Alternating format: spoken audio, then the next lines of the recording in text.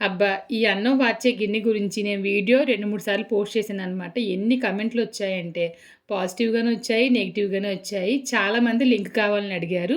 కానీ అందరూ చేసే మిస్టేక్ ఏంటంటే నేను వీడియోలోనే మెన్షన్ చేస్తాను. అది పట్టించుకోరు. ఫస్ట్ కామెంట్‌లోను పిన్ చేసి పెడతాను. అది పట్టించుకోవడం లేదు. ఇంక అందుకని చెప్పేసి మళ్ళీ ఇంకొక వీడియో అయితే చేస్తున్నాను. ఎవరికైనా ఉపయోగపడుతుందని. ఈ వీడియోని మిస్ కాకుండా చివరి వరకు చూసారంటే ప్రతీదీ మీకు అర్థమవుతుందనమాట.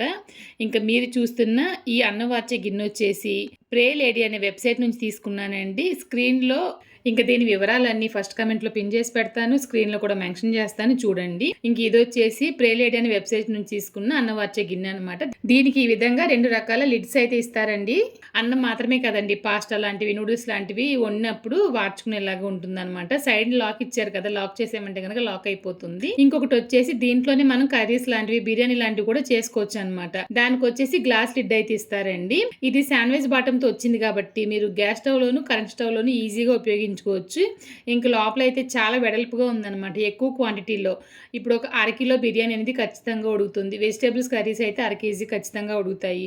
ఇంకా వైట్ రైస్ వండుతున్నారంటే గనక అది కూడా అరకిలో అనేది ఖచ్చితంగా ఉడుకుతుందండి. ఈ విధంగా మూత పెట్టేసిన తర్వాత సైడ్‌నొచ్చేసి లాక్ చేసేయాలన్నమాట. లాక్ చేసేసి మీరు ఉంచారంటే గంజి అంతా ఒక గిన్నెలోకి అయితే కలెక్ట్ అయిపోతుంది. ఏదో ఎక్కడో 1, 2 మెతుకులు మాత్రమే ఉంటాయి తప్పించి అన్నం అనేది, గంజి అనేది చేతి మీద ఒలిగే అవకాశం అయితే అస్సలు ఉండదండి.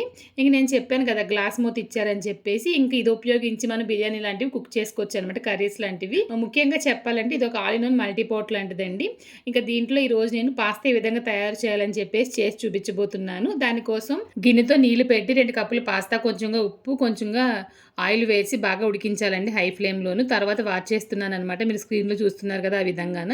చూడండి చాలా పొడిగా ఉంది. ఇంక పక్కన తీసి పెట్టేసి అదే పాత్రలో ఆయిల్ వేసి కొంచెం సోంపు, ఆవాలు, సన్నగా తరిగిన ఉల్లిపాయ ముక్కలు, పచ్చిమిర్చి, కరివేపాకు వేసి, టమాటో, వెల్లుల్లి పేస్ట్ చేసి వేసి, కారం, గరం మసాలా, ధనియాల పొడి వేసి బాగా ఫ్రై చేసిన తర్వాత ఉడికి ఉంచిన పాస్తా అయితే వేసేసి బాగా కలిపేయాలండి. వాటర్ అంతా యాడ్ చేయాల్సిన అవసరం లేదు. ఈ విధంగా ట్రై చేయండి, చాలా బాగుంటుంది. ఇంకా అన్నం ఈ విధంగా తయారు చేయాలని చెప్పేసి చూద్దామండి. గిన్నెతో అయితే నీళ్లు పెట్టేస్తున్నాను.